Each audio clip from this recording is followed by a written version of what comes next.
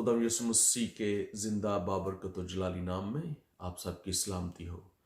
बादशाहत से एक बात पास्टर जैसन के साथ प्रोग्राम में आप सबको खुशामदीद कहता हूं।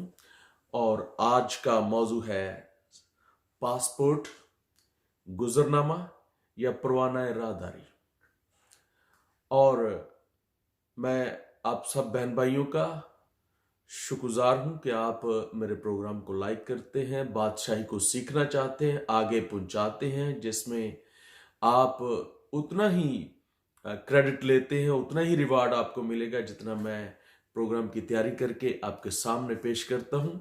और आप आगे इसको सब्सक्राइब करते हैं, लाइक करते हैं, लिहाजा खुदा की बादशाही की खुशखबरी फैलाने में आपका भी उतना ही हिस्सा है जितना कि मेरा है।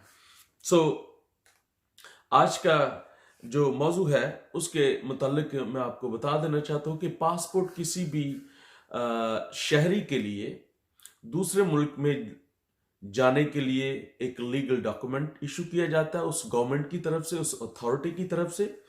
और ये पासपोर्ट लेकर आप दूसरे मुल्क में आ जा सकते हैं और खरीदो फरोख्त कर सकते हैं। और आप किसी भी जगह पे एक जगह से दूसरी जगह, दूसरे शहर से तीसरे शहर आप सफर कर सकते हैं। और आपको जरूरत पड़ती है वहाँ अपने पासपोर्ट की, और आपकी आइडेंटिटी ये है कि आप किसी दूसरे मुल्क के शहरी होते हुए यहाँ जो है आप परदेसी के तौर पर आप रह रहे हैं।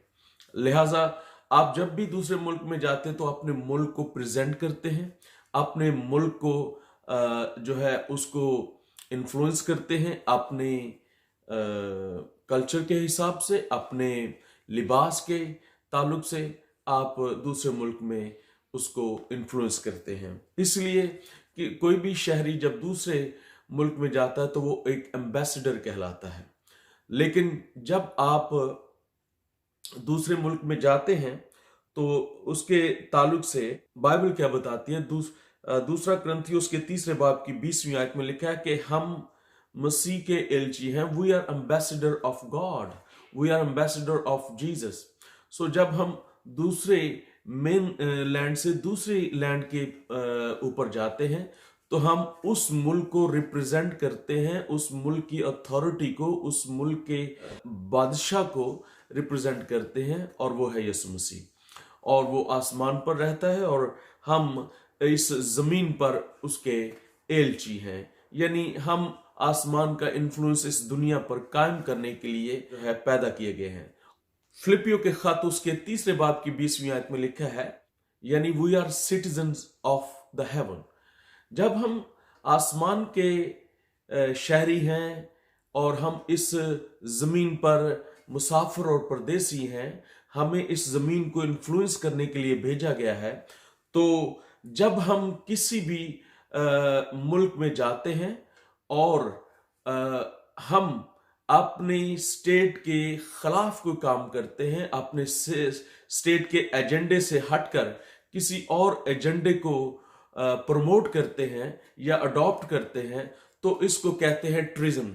जब हम ट्रिजन के मुर्तकिब ठहरते हैं तो आपको उस ओहदे से या उस शहरियत से हाथ धोना पड़ता है, और आपकी राहदारी नामा या गुजरनामा या पासपोर्ट वो तहवील में ले लिया जाता है जब तक के ट्रायल में है आप।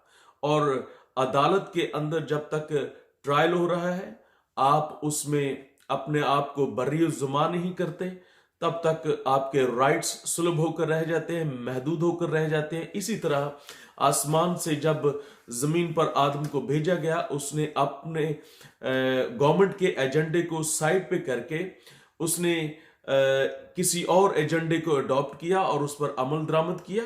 वो के शैतान का एजेंडा था, और उस एजेंडे पर अमल दरामद करके वो ट्रिजन का मुर्तकिब ठहरा, और जिसके हिसाब से वो एक तो दूसरे मुल्क के अंदर कैद हो गया।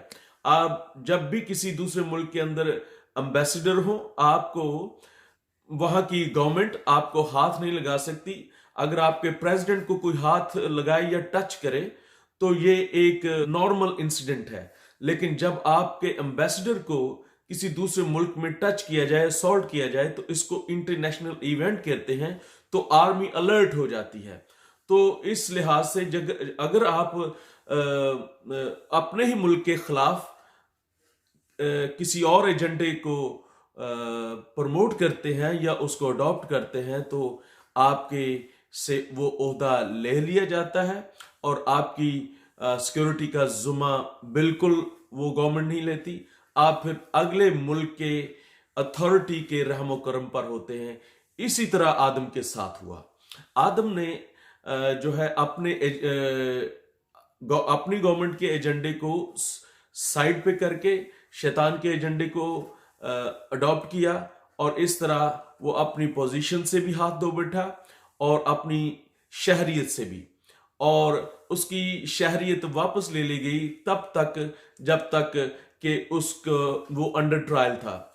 और इस तरह पूरी इंसानियत जो है वो अंडर ट्रायल आ गई, क्योंकि आदम का मतलब एक इंसान नहीं बल्कि पूरी दुनिया के जितने भी इंसान हैं वो उनसे मुराद वो है।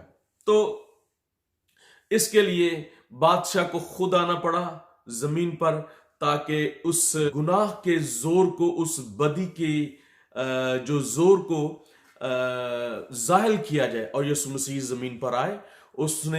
उसका कोई और एजेंडा नहीं था सिवाय अपने बादशाह को फिर से बहाल करना, अपने शहरी थे उनको वापस छुड़ाना, और दूसरी कंट्री के यानी जमीन के रहने वाले बाशिंदों को शैतान के कब्जे से छुड़ाना। तो इसलिए लूका की इंजील उसके 4 बाब की 18वीं और 19वीं आयत में लिखा है, खुदाम का रूह मुझ पर है, इसलिए कि उसने मुझे गरीबों को खुशखबरी देने के लिए मसा किया। उसने मुझे भेजा है कि कैदियों को रिहाई और अंधों को बेनाई पाने की खबर सुनाऊं, कुचले हुओं को आजाद करूं और खुदाम के साले मकबूल की मुनादी करूं। और जब तक जमीन पर यीशु मसीह ने आकर उस गुनाह की मजदूरी मौत, उसकी उस पेनल्टी को पे ना कर दिया, जब तक यीशु मसीह ने उस गुनाह के जोर को खत्म नहीं कर दिया, तब तक इंसान कैद में रहा। और आप जानते हैं कि यीशु मसीह पाताल के अंदर उतरे और वहां से कैदी रूहों को भी छुड़ाया और उनको बाहर निकाला और आसमान पर ले गया। तब तक उनको आसमान पर रखेगा जब तक जमीन फुली तौर पर गुनाह से पाक ना हो जाए, और ये जो जमीन है ये बिल्कुल तबाह हो बर्बाद कर दी जाएगी, और उसके बाद नई जमीन और आसमान, नया आसमान होगा, और जहां सूरज और चांद सितारे हैं। मैं तीसरे आसमान की बात नहीं कर रहा, वहां जीसस खुद रहते हैं, खुदा खुद रहता है, वो नहीं। लेकिन जहां सूरज चांद सितारे हैं वो भी खत्म हो जाएगा, सूरज चांद अपनी रोशनी ना देंगे और ये नए बन जाएंगे, और जमीन भी नई होगी। और तब खुदा यीशु मसीह राज करने के लिए आएंगे और इस जमीन पर अपनी बादशाही को कायम करेंगे। तो इस तरह हमारा जो इंसान का जो पासपोर्ट है, इंसान की राहदारी है, वो बहाल होगी।